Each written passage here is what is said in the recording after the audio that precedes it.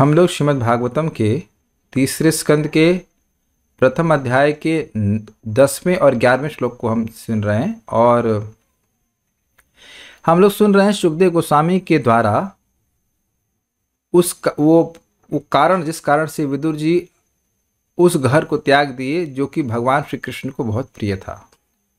तो आपने 90 में क्या सुना था? यदा च पार्थ प्रहितः सभायां जगद्गुरुर्यानि जगाद कृष्ण न तानि पुंसाम् अमृताय नानि राजोरुमेने छत पुण्यलेशः। तो इसमें कहते हैं यदा च, और जब पार्थ प्रहित अर्थात अर्जुन या युधिष्ठिर महाराज के द्वारा प्रहित प्रेषित सभायाम सभा में जगत गुरु यानी जगात कृष्ण, जगत गुरु यानी जगत के हितोपदिष्टा भगवान कृष्ण उनके जो यानी मतलब जो, और जगात मतलब भेजे गए थे भगवान, तो यानी कि जो उनके अम शब्द थे वह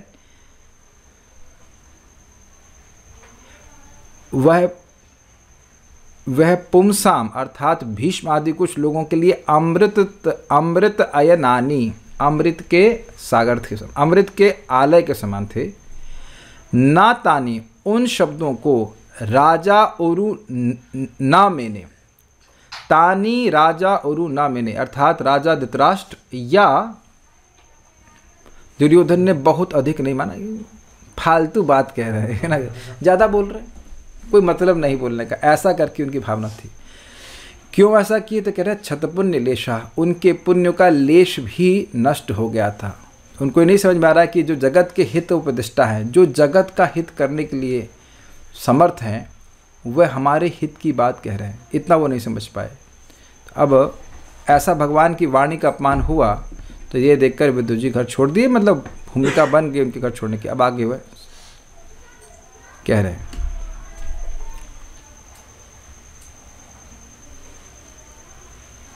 यहाँ पे विदुर जी, लिंक क्या है मैं भूल गया।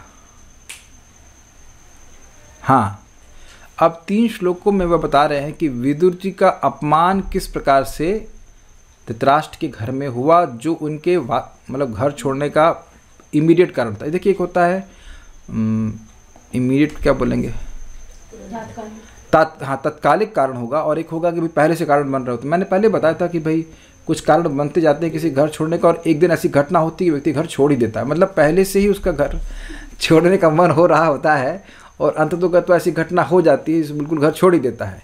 तो ये सारी घटनाएं they were part of the development से कहना चाहिए, वो बैकग्राउंड था। इस दरवाजे को बढ़ा दीजिए, तो कोई नहीं आ रहा ना, हाँ बंद ही कर दीजिए। तो ये जो घटनाएं हुई उससे विदुर जी का मन पहले ही अपने मतलब उस घर के प्रति खट्टा हो गया था। अब ऐसा हुआ, इसे कहते हैं इंग्लिश में प्रोवर्ब कहते हैं अ grass which broke the back of the camel, मतलब वजन बहुत बड़ा हुआ था, बस उस पर घास का तिनका डाल दिया तो वो टूट ही गई उसकी पीठ, ये ऐसे कहा जाता है। तो उसी तरह से कह रहे हैं कि आखिरी में उनका अपमान हुआ और उसकी वजह से वह चले गए। तो समझ गए कि अब हमको यहाँ पे नहीं रहना है। तो वो क्या घटना हुई जिसकी वजह से विदुर जी का अपमान हुआ दुर्योधन के द्वारा, उसका वर्णन 3 श्लोकों में कर रहे हैं। मेरे पीछे बोलिए। यदोपहूतो भवनं प्रविष्टो मंत्राय पृष्टः किल पूर्वजेना,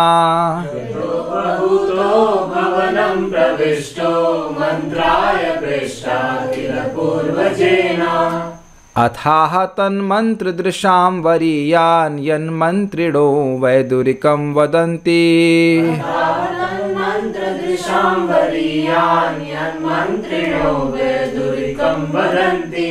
क्या जूम पे आवाज़ अभी भी कम आ रही है? आप लोग को ठीक आ रही है आवाज़? ठीक है, लाउडनेस ठीक है। यदोपहूतो भवनं प्रविष्टो मंत्राय पृष्टः किल पूर्वजेना,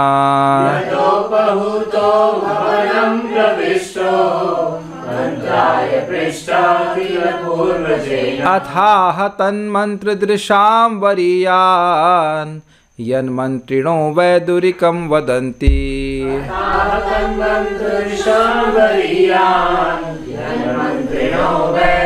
दुरितं वदन्ति यदोपहूतो भवनं प्रविष्टो मंत्राय पृष्टः किल पूर्वजेन यदोपहूतो भवनं प्रविष्टो मन्त्राय पृष्टः किल पूर्वजेन अथाह तन्मन्त्रदृशां वरीयान् यन्मन्त्रिणो वैदुरिकं वदन्ति मन्त्रदृशां वरीयान् यन्मन्त्रिणो वैदुरिकं वदन्ति।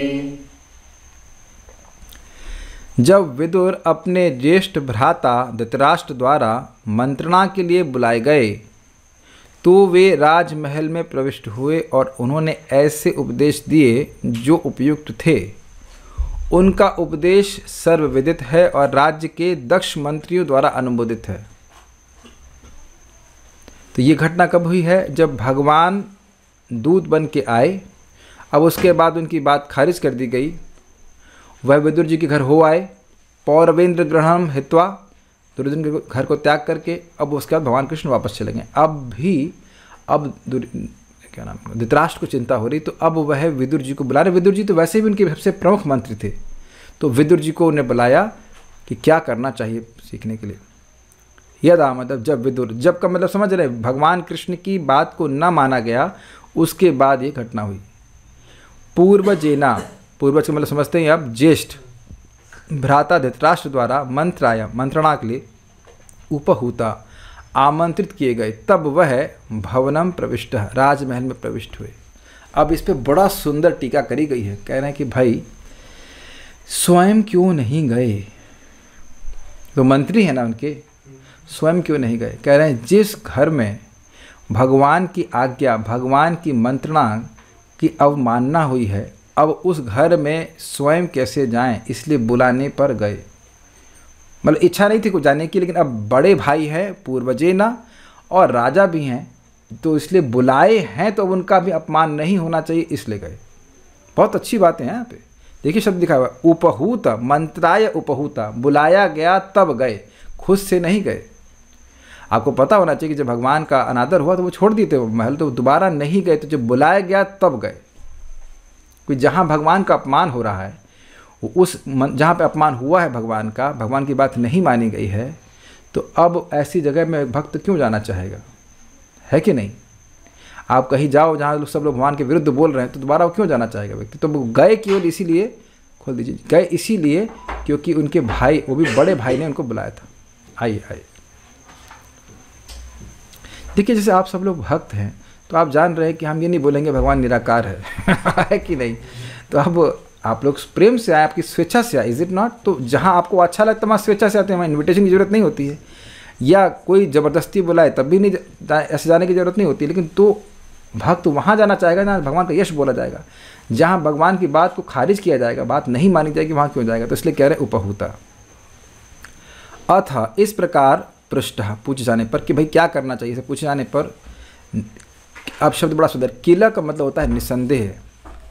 तो कह रहे किला वरीयान, श्रेष्ठतम मंत्री विदुर ने जो दृशाम अर्थात उपयुक्त और मंत्र यानी उपदेश दिया, तत् आह वह कहा है, वह कहा मंत्रिणः यत वैदुरिकम वदंती, राज्य के दक्ष मंत्रियों अर्थात पटु राजनीतिज्ञ द्वारा जो विदुर द्वारा उपदेश हैं वह कहे जाते हैं अर्थात अनुमोदित हैं। अब समझने का प्रयास कीजिए मतलब क्या है।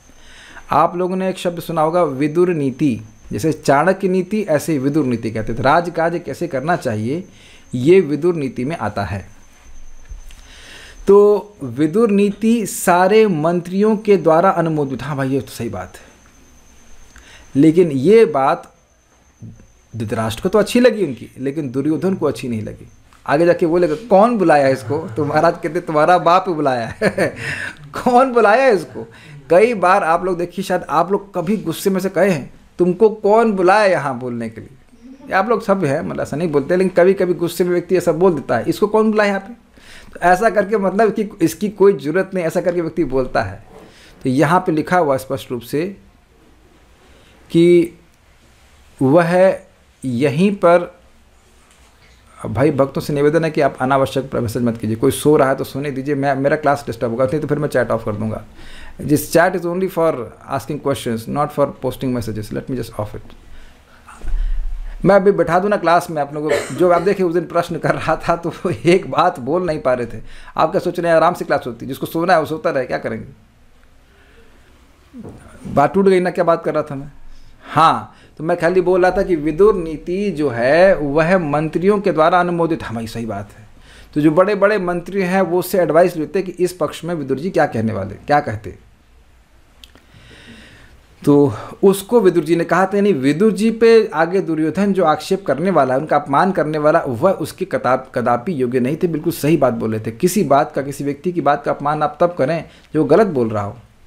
तो यहाँ बिल्कुल स्पष्ट बोल रहे कि विदुर जी की जो मंत्रणा थी बिल्कुल सही थी। दर्शक देखिए, यद उपहूतः भवनम प्रविष्टो, जब वह उपहूत मतलब बुलाने पर भवन में प्रविष्ट हुए। किस लिए प्रविष्ट हुए, तो कह रहे हैं मंत्रायः, मंत्रणा के लिए पृष्ठ, पूछा गया उनसे मंत्रणा के लिए। तो उसमें उसके बाद कह रहे हैं किल पूर्वजेना, इसमें कोई संदेह नहीं है कि उनके पूर्वज, उनके बड़े भाई धृतराष्ट्र के द्वारा यह पूछा गया। अतः आह, इसलिए बोले, तन मंत्र, उस तत्मंत्र होगा, यानी उस मंत्रणा, उस एडवाइस को बोले जो दृशाम अर्थात बहुत अच्छी थी और वरीयान सर्वश्रेष्ठ थी। यन मंत्रिणो वैदुरिकम वदंत, जिसको मंत्रीगण जो स्वयं सलाहकार हैं वह उसको वैदुरिक कहते हैं। वैदुरिक मतलब विदुर जी की नीति। एक बड़ी बात यहाँ पे आई थी तो मेरे मन में था कि इसको बोलूँगा। एक नीति बड़ी इंटरेस्टिंग है। वो कहें कि इस जगत में कोई व्यक्ति कहीं भी जाता है तो उसको 5 चीज़ें मिलती हैं। पता है आपको? आप देखना कि ऐसी नीति जो बिल्कुल दिख जाएगी।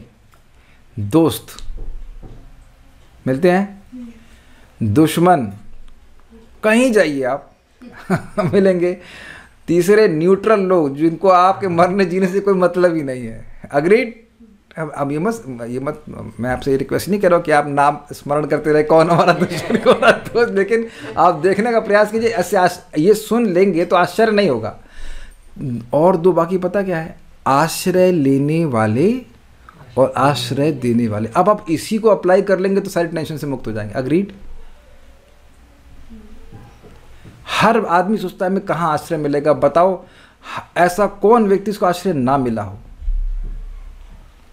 आप आश्चर्य करोगे, एक बड़ी अच्छी घटना हुई। मेरे एक मित्र आए, ब्रह्मचारी हैं, तो उनको जो जो वस्तु मैं देना चाहता था वो मुझसे वो वस्तु लेना चाहते थे, लेकिन शर्म के बारे कह नहीं पा रहे थे।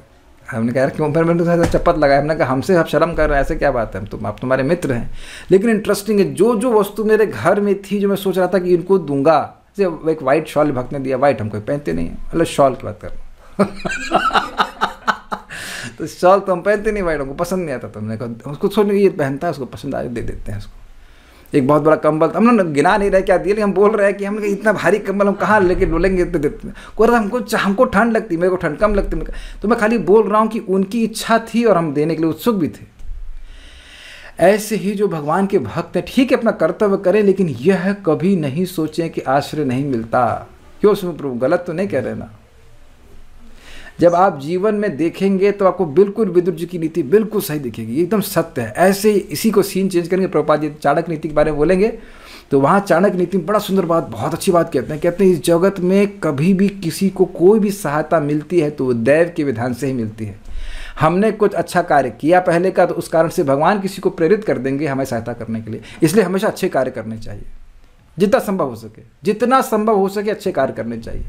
भगवान देखते हैं कि इस व्यक्ति ने पहले अच्छा कार्य किया है, इसकी सहायता होनी चाहिए। हम यहाँ पे जब विदुर नीति आ रही तो मैं एक बात बोली, हमको बहुत अच्छा लगा, क्योंकि कम से कम टेंशन समाप्त होगी। जब आपका अगले आश्रय रेडी है तो क्यों चिंता कर रहे हैं। एक भक्त हमको बोले थे नौकरी छूट गई, पर 10 दिन बाद बोले नौकरी मिल गई। वो नेक्स्ट मिलने वाली जब तय हो जाती तभी छूटती है। तो अच्छी बातें थी। अब सोचिए केवल एक बात है, और ऐसा मंत्री अगर आपके घर में हो, आपका छोटा भाई हो, तो कितनी अच्छी अच्छी बातें सीखने को मिलेंगी। लेकिन सीखे नहीं धृतराष्ट्र ये लफड़ा है। इतनी अच्छी बातें बोलने वाला व्यक्ति साथ में था फिर भी नहीं सीखे हो, तो ये भी कठिनाई है। कभी कभी क्या कहते हैं वो घर की मुर्गी दाल बराबर, सुना है इसका मतलब वही रहता है कि यहाँ देखिए, और एकदम सही उपयुक्त हो रहा है। जो मंत्रियों के शिक्षा गुरु थे, ऐसे कह सकते हैं, है ना, ऐसी मंत्रणा देते जिसको मंत्री, अन्य मंत्रीगण कोट करते, विदुर जी ऐसा बोल रहे हैं, ऐसी परिस्थिति में विदुर जी ऐसा बोलते। तो अब जैसे मैं एक आपको बताता हूँ, मैं जब ब्रह्मचारी आश्रम में था तो शादी की इच्छा हो रही थी, तो थोड़े परेशान थे, शादी करें कि नहीं करें, ये वो। तो एक महाराज जी है, हम नाम नहीं बोलेंगे, तो हम बहुत परेशान थे। हमने कहा महाराज जी बड़े परेशान हैं, शादी करनी चाहिए कि नहीं करनी चाहिए। तो हम बता रहे हैं परम पूज्य राधारमण महाराज जी महाराज जी बड़े विनोदी है। महाराज एकदम शांत बैठे हुए, एकदम कोई दिक्कत नहीं। बोले कि देखो भाई, चाणक्य नीति है, कोई तो नीति बता रहे, शायद चाणक्य नहीं, हितोपदेश ऐसे कहीं तो बता रहे थे, उसमें नीति थी। देखो भाई, अगर यात्रा करनी हो और मन में आए कि भाई करनी चाहिए कि नहीं करनी चाहिए, तो नहीं करनी चाहिए। यात्रा में अगर कुछ मतलब डाउट हो, भोजन के बारे में हो कि भाई करना चाहिए या नहीं करना चाहिए, तो नहीं करना चाहिए। लेकिन शादी के मामले में अगर ये आने लगे कि करनी चाहिए कि नहीं करनी चाहिए, तो कर लेनी चाहिए।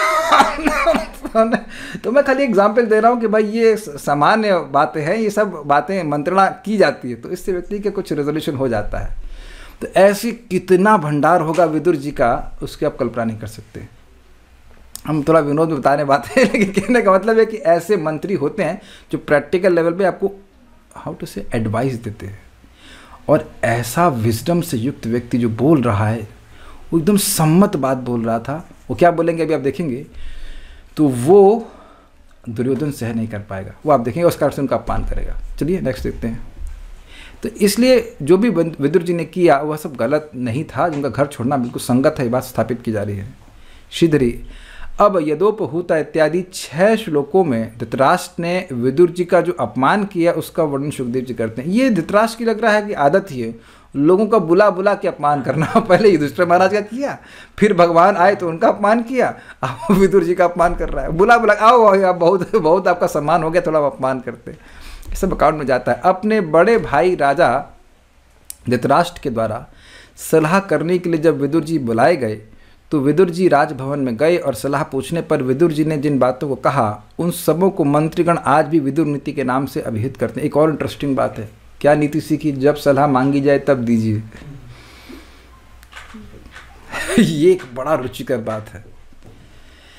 संबंध बनाए रखने के लिए आवश्यक है कि जब सलाह मांगी जाए तब दीजिए। वैसे मैं इसका पालन नहीं कर पाता हूँ, क्योंकि मुझे कोई अच्छी बात मालूम चल जाती तो मैं पता नहीं लगता हूँ, लेकिन इतना बात मैं थोड़ा सीख गया हूँ कि अगर कोई ना माने तो दुखी मत हो। अपना कर्तव्य अपन बता दिए, लेकिन अटैच मत हो कि भाई उसको मानेगा ही, क्योंकि हर व्यक्ति सही है ना, और मैं भी सही हूँ, ये प्रॉब्लम हो जाती है। लेकिन कभी कभी क्या होता है कि सलाह दो और वो नहीं मानता है तो व्यक्ति दुखी हो जाता है। लेकिन ये बहुत बड़ी शिक्षा है कि सलाह मांगी जाए तब देना चाहिए। काफ़ी सारी चीज़ें हैं, मैं कुछ और कहना चाह रहा था।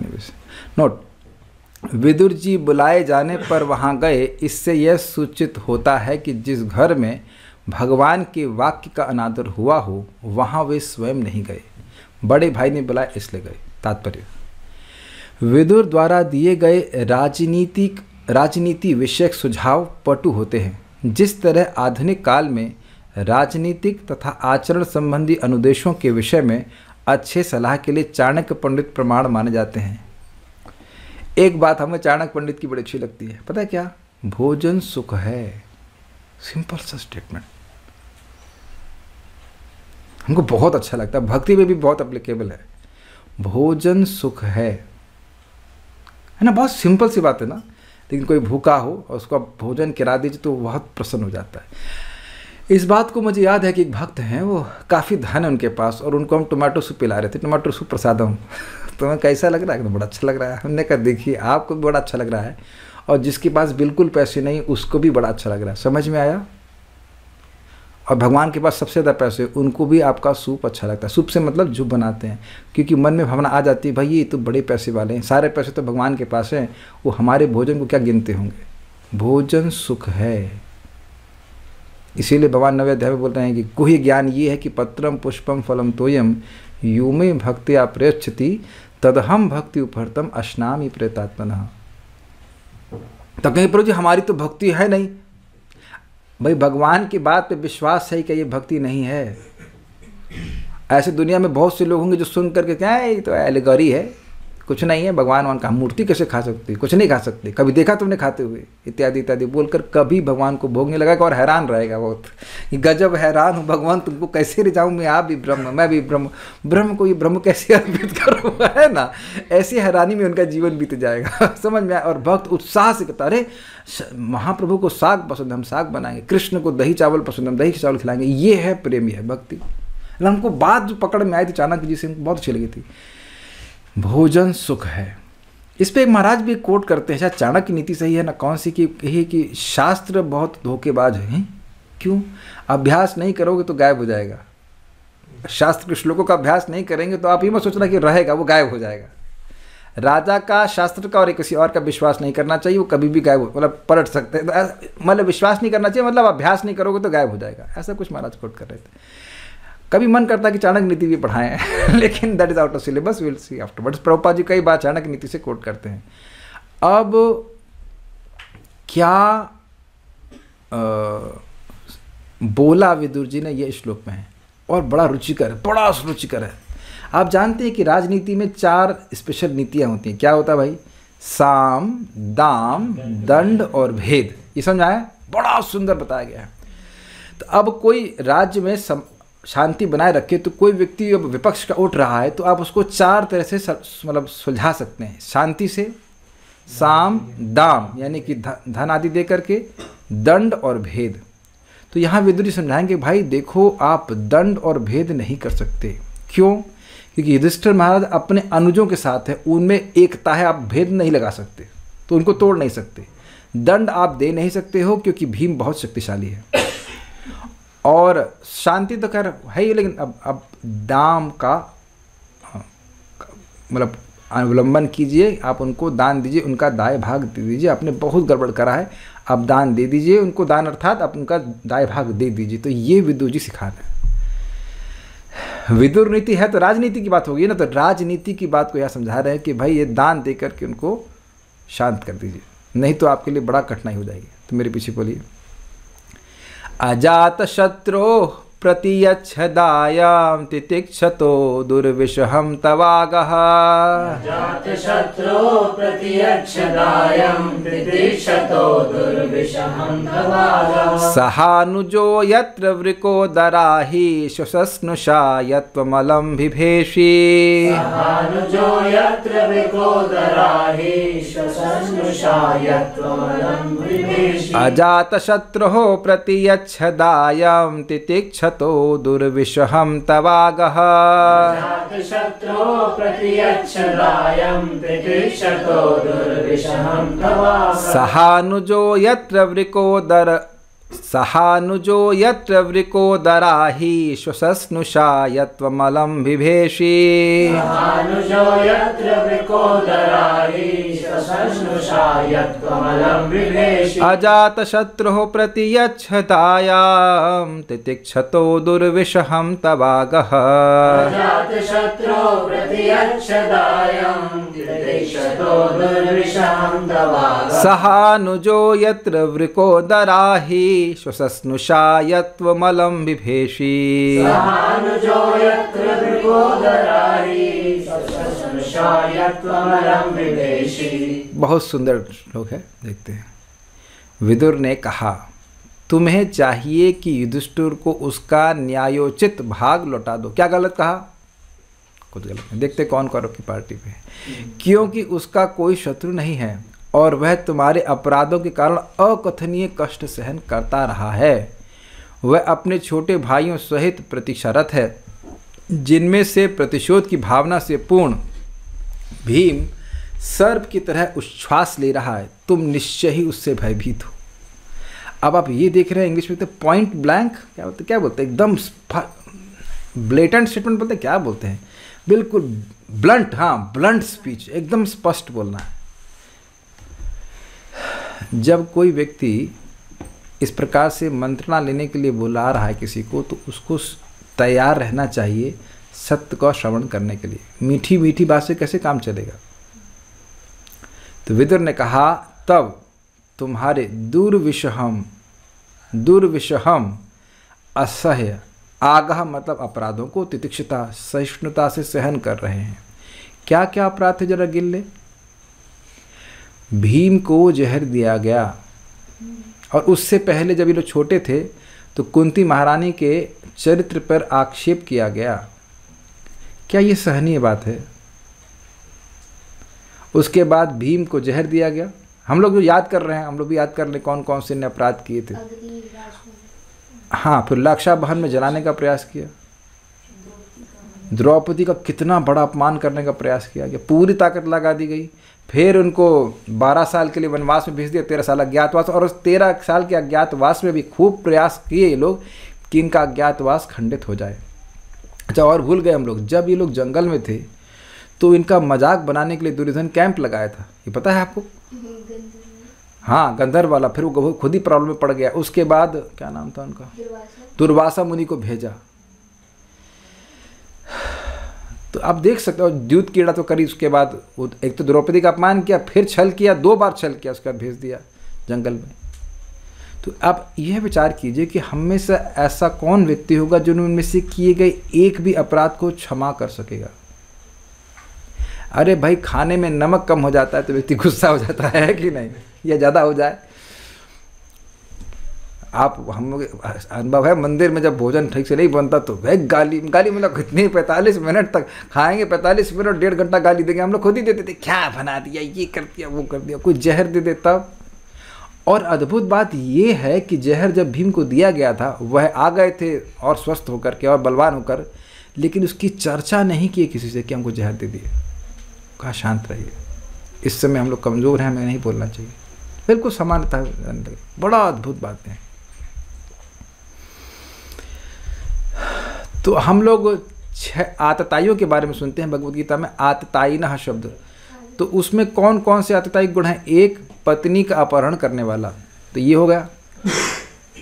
घर को अग्नि जला देने वाला, अग्नि देने वाला मतलब अग्नि आग लगा देने वाला, और जहर देने वाला, और हथियार से अटैक करने वाला, जमीन को हड़प लेने वाला, और धन को हड़प लेने वाला। इन 6 प्रकार के आतताइयों को जान से मार देने की मतलब विधान है धर्मशास्त्र के अनुसार।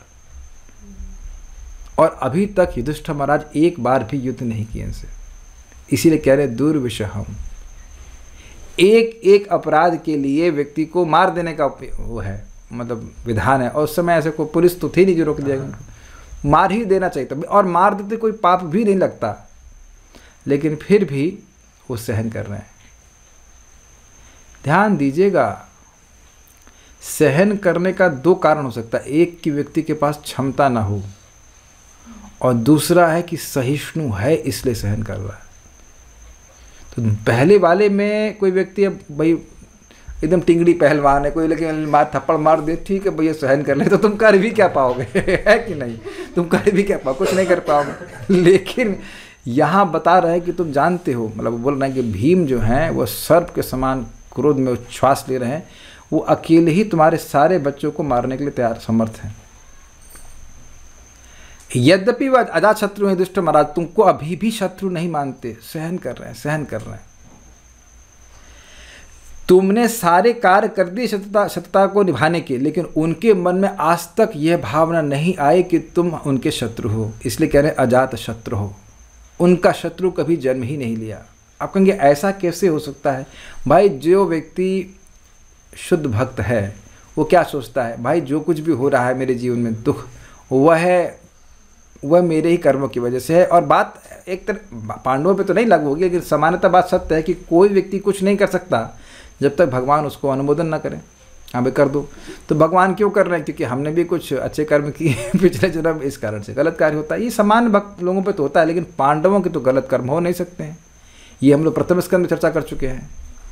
यत्र धर्म, क्या सुना था, राजा युधिष्ठिर ऐसे करके श्लोक था, यत्र पार्थ धर्म, नहीं हम भूल रहे हैं कि जहाँ पे अर्जुन है, जहाँ भीम है, जहाँ भगवान श्री कृष्ण अच्युत स्वयं इनकी रक्षा कर रहे हैं, फिर भी विपद आ रही है, भीम भीष्मदेव कह रहे हैं, तो ये उनके कर्मों की वजह से नहीं है, ये भगवान की व्यवस्था की वजह से। क्या हो गया? तो इस प्रकार से वह तुम्हारे अपराधों को सहन कर रहे हैं। अजात शत्रु यानी कि जिसका कोई शत्रु ने ऐसे महाराज युधिष्ठिर को दायम प्रत्यक्षा, उचित राज्य भाग लौटा दो। क्या मतलब हुआ इस लाइन का? भैया तुमने बहुत नाटक कर लिया, बहुत अपराध कर लिया, अब भी मान जाओ बुढ़ाऊ। कहा जाए बुढ़ौती अब तो मान जाओ, लेकिन तुम नहीं समझ पा रहे हो भाई, बहुत तुमने समझ लो, बहुत कहते ना पानी सर के ऊपर चला गया कर कहते हैं। और भी शब्द का उपयोग करते हैं, हद हो गई है भाई, हद हो गई, अब तो कम से कम मान जाओ। फिर कहते हैं यत्र, अब उधर दिखा रहे हैं कि भाई तुम ये मत सोचो कि तुम इनको दबा लोगे, तुम्हें दान देना ही पड़ेगा, ये दाय भाग देना पड़ेगा इनका। कह रहे यत्र, जहाँ सह अनुज अपने छोटे भाइयों सहित वृकोदर अही, अही का मतलब होता है सर्प, वृकोदर जिनकी भूख बहुत, वृक नाम की एक अग्नि होती है, हम लोग की वैसे नहीं होती है, हम लोग की जठराग्नि होती है, एक स्पेशल जठराग्नि, उसे कहते हैं वृक, कुछ भी डालेंगे उसे हजम हो जाता था। तो भीम की इस प्रकार की वृक थी, तो इसलिए कहते हैं वृकोदर उनका नाम है। और वो अही सर्प के समान, तो कहते हैं भीम रूपी प्रतिशोध लेने वाला सर्प रुषा श्वसन क्रोध से उच्छ्वास ले रहा है, छोड़ूंगा नहीं, ऐसे करके सांस लेता है ना गुस्से में व्यक्ति, ऐसे।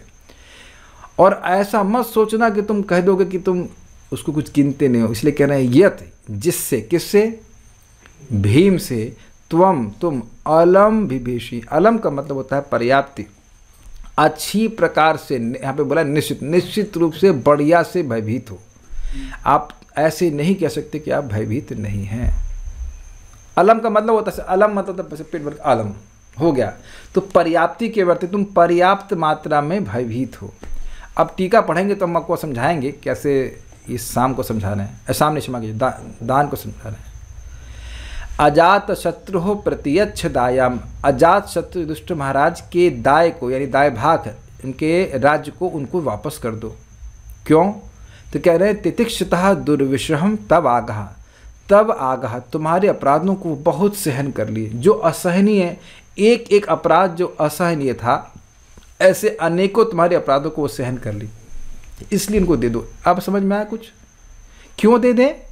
क्योंकि देखो तुमने तुम्हारे बहुत अपराधों को सहन किए हैं, कुछ विवेक है तुमको, इस तरह से बोल रहे हैं, समझ में आ रहा है?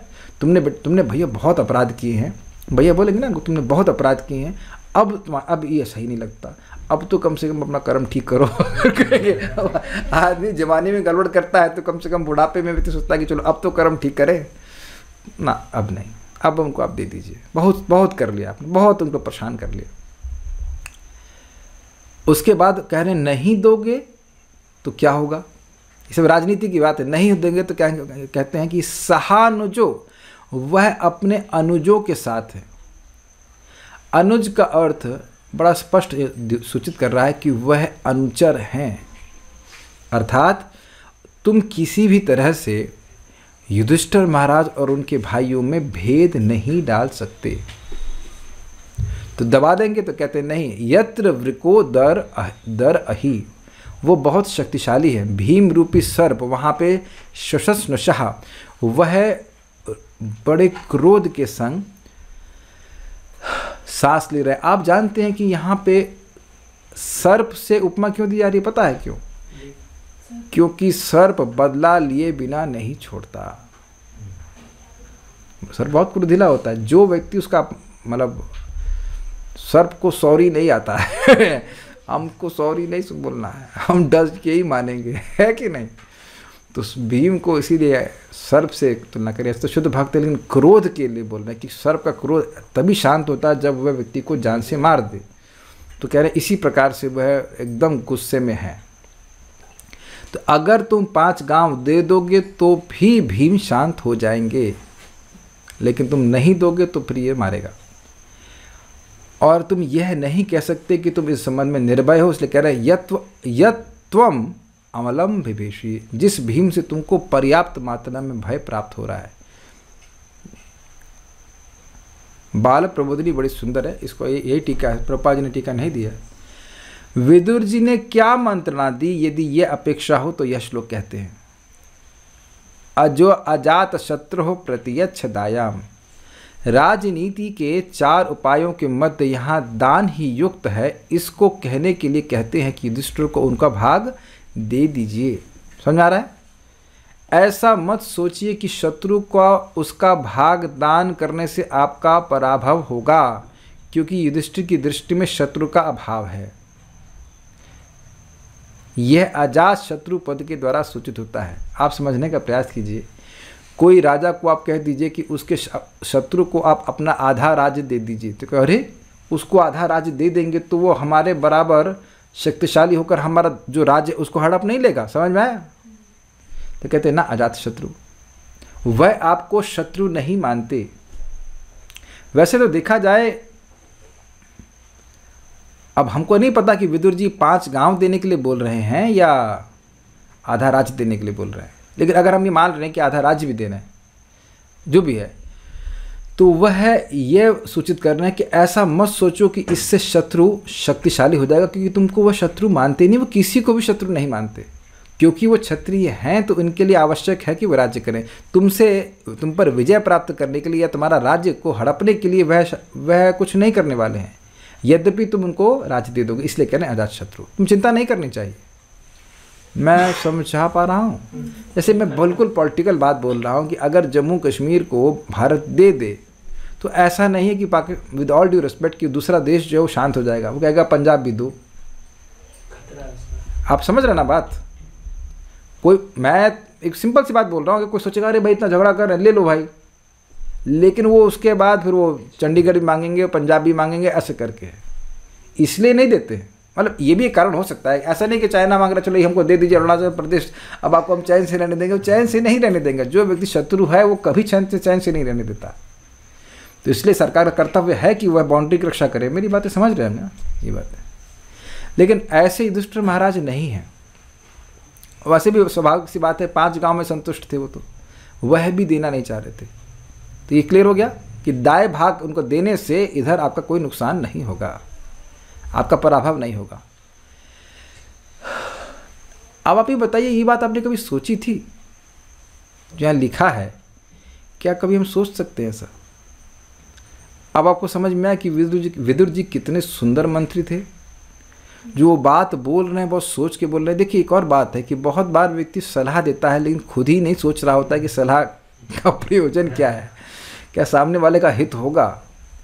एक बात और समझ लीजिएगा कि जिससे मंत्रणा ले रहे हैं उसकी बुद्धि की परीक्षा कर लीजिए कि मंत्रणा देने से पहले उसकी क्या बुद्धि कहाँ चल रही है। गलत मंत्रणा लेने से बहुत गड़बड़ हो जाता है। आपने सुना होगा, कहावत है, it is better to have a wise enemy than a foolish friend. सुना ये? एक मूर्ख मित्र की बजाय एक बुद्धिमान शत्रु हो तो ज़्यादा अच्छा है। क्योंकि समझ आया, किसी मूर्ख व्यक्ति को अपना मित्र मानकर उसकी हम बात सुनते रहेंगे तो पक्का नरक में जाने वाला है। जैसे कि शकुनी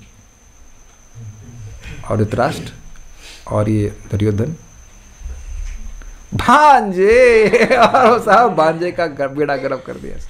इज इट नॉट? सब वो एक्चुअली गड़बड़ करने ही आया था, वो गड़बड़ ही करने आया था। ये सब दिक्कत है। तो बात यहाँ पे बोल रहे कि इनको दाएं भाग देने से कोई दिक्कत नहीं। वे भी केवल नाम मात्र के लिए अजात शत्रु नहीं है। बहुत सुंदर है। आपने सुना होगा, आंख से अंधे नाम नयन सुख। कुछ लोग ऐसे होते हैं कि नाम है नयन सुख लेकिन आंख के अंधे, तो क्या नयन का सुख मिल रहा है? तो ऐसा नहीं है कि वो अजात शत्रु हैं। कोई कहे कि दीन वत्सल और माँ मुर्गा काट रहे हैं तो भाई ऐसा नहीं है। कह रहे हैं कि ऐसा नहीं है कि वो अजात शत्रु केवल नाम मात्र के हैं, नहीं, अभी तो उनके कार्य भी ऐसे। कैसे?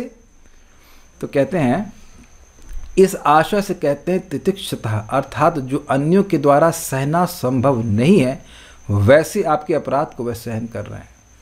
देखिए, जब युधिष्ठिर महाराज ने द्यूत क्रीड़ा का आवेदन नहीं, क्या कहेंगे उसको, इनविटेशन का क्या बोलेंगे, निमंत्रण स्वीकार किया था, तो वो धृतराष्ट्र की आज्ञा पे किया था।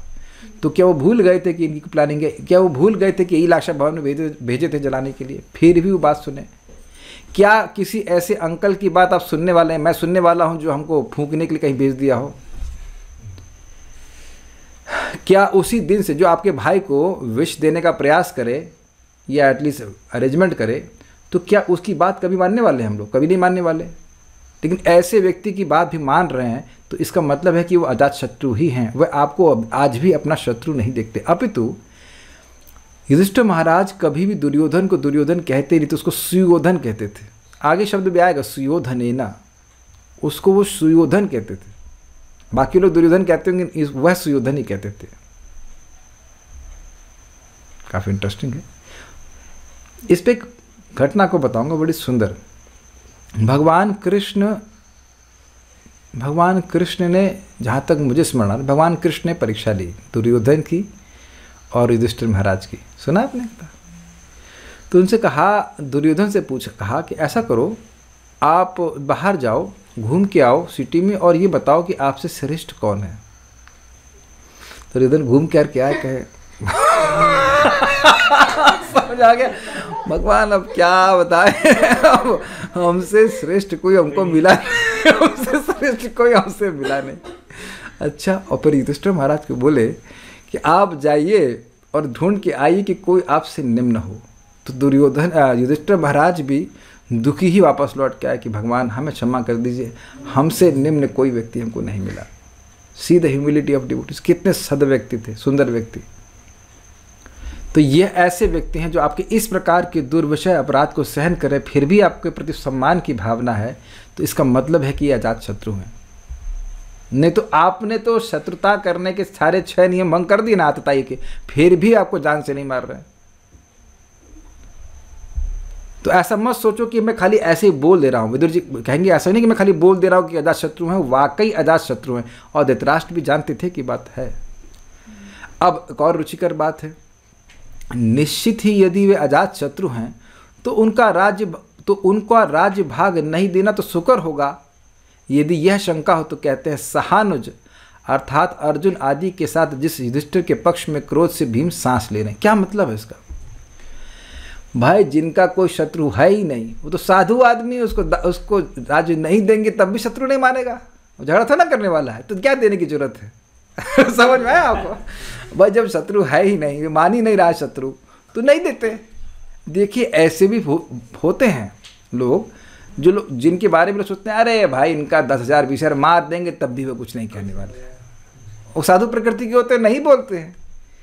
तो कह रहे हैं कि ठीक है युधिष्ठिर महाराज नहीं बोलेंगे, लेकिन सहानुज वह अपने भाइयों के साथ हैं। सहानुज कर पकड़ लीजिए कि आप तो उन भेद नहीं कर सकते हो, उनको आप अलग अलग नहीं कर सकते हो, और उनमें वह भीम है जो सर्प के समान क्रोध से सांस ले रहे हैं। तो अब आगे क्या? तो यानी कि तुम अब ये मत सोचो कि भाई युधिष्ठिर महाराज प्रतिशोध नहीं लेंगे तो उनके अन्य भाई भी नहीं लेंगे, ठीक है ना? फिर मान लो कहें कि निश्चित ही वे 4 क्या कर लेंगे। चलो भाई युधिष्ठिर महाराज शांत बैठे हैं तो ये 4 क्या कर लेंगे, क्योंकि उनके जैसे मेरे 100 पुत्र हैं। यदि यह शंका हो तो कहते हैं यत् त्वम अमलम विवेशी। भाई है तुम्हारे 100 पुत्र, लेकिन फिर भी तुमको भय हो रहा है। तुम अपने हृदय को चेक करो, क्या तुमको डर नहीं लग रहा है? यत् अर्थात जिस एक से भी तुमको अत्यंत भय हो रहा है कि वह एक ही सबको मार देगा, इसलिए तुम्हारे 100 पुत्रों का कोई प्रयोजन नहीं है, यह भाव है। कुछ समझ में? कितना सुंदर टीका है ना। तुम अकेले भीम से ही डर रहे हो। और बात ये थी इसका सीमन में एक और कथा सुनाएंगे आपको। ये घटना हो चुकी है जब पांडवों की और कौरवों की शिक्षा पूरी हो गई धनुर्विद्या की, तो बात आई कि अपने गुरु जी को वह कैसे प्रतिदान करेंगे, गुरु दक्षिणा कहते हैं। तो उन्होंने कहा कि क्षमा कीजिए, द्रुपद को द्रुपद ने, क्या नाम है इनका, द्रोणाचार्य का अपमान किया था। तो कहा द्रुपद को मैं जिंदा पकड़ के चाहता हूँ कि मेरे सामने लाया जाए। तो ये 100 के 100 कौरव गए द्रुपद से लड़ने के लिए, लेकिन ये हार गए, पिट गए, ये लोग नहीं कर पाए।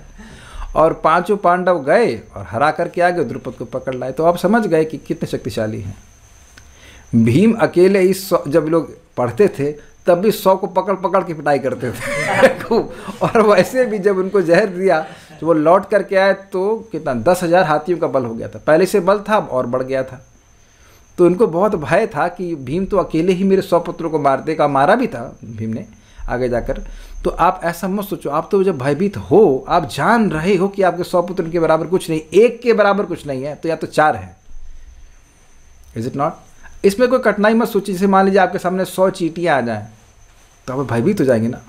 ओह, हम 100 चींटी का मुकाबला कैसे करेंगे? अब समझ में आ गया। कोई भयभीत होता है कि अरे 100 चींटियां, अरे झाड़ू लेके मारेंगे तो सब खत्म हो जाएगी, है ना? तो भीम की शक्ति इसी प्रकार से थी।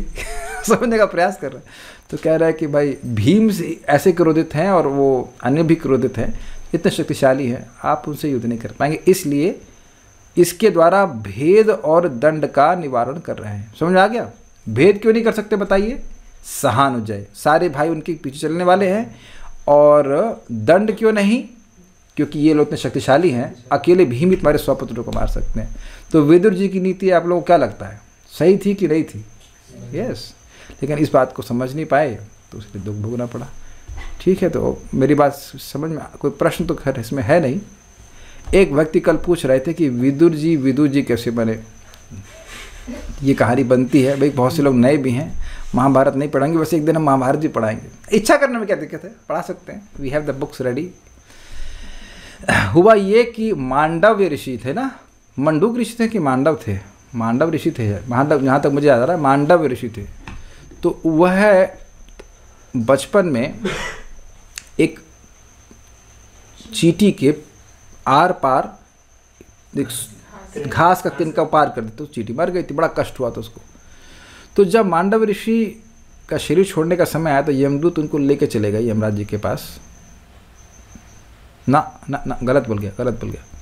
एक बार एक चोर उनके आश्रम के पास में निकल गया और वो लोग वो समाधि में बैठे हुए थे। तो वह जो सैनिक थे वह जा कर के उस ऋषि को पकड़ लिए कि वो सोचे ये चोर है, अब यहाँ पे बैठ के समाधि का ढोंग कर रहा है, और उसको ले जा करके चांगा पे चढ़ा दिया। चांगा मतलब इन सेंस वो उनके शरीर के आर पार एक पूरा नुकीला रॉड जो है घुसा दिया गया। तो बड़ा कष्ट में तो वो मरे नहीं, वही रॉड लेकर के यमराज जी के पास पहुंच गए। और यमराज जी को कहे भाई मैं तो अपने जीवन में कोई पाप नहीं देख रहा हूँ कि आप मुझे ऐसा दंड दे रहे हैं। तो कहते नहीं, 14 साल के पहले की बात है, आपने एक चींटी के आर पार ऐसा तिनका घुपाया था, इस कारण से आपको पाप का फल मिला। तो कहना है कि आपको पता नहीं है कि 14 साल के पहले, ऐसे सुना है कि 14 साल या 12 साल के पहले जो पाप होता है वह नहीं माना जाता है, तो इसलिए आप शूद्र बन जाइए 100 साल के लिए। तो वह यमराज धर्मराज जी 100 साल के लिए इधर विदुर जी बने थे, और उस समय आर्यमा नाम के देवता हैं वह यमराज जी का पद संभाल रहे थे। तो ये विदुर जी थे जो धर्मराज ही थे स्वयं। तो इस प्रकार की बात वो कहने में समर्थ थे। तो ये पता चल गया होगा कि विदुर जी कौन थे। बाकी बातें हम लोग कल सुनेंगे। So we are in time, will finish. Shrimad Bhagavatam की जय, श्री प्रभुपाद की जय, निताई गौर प्रेमानंदे।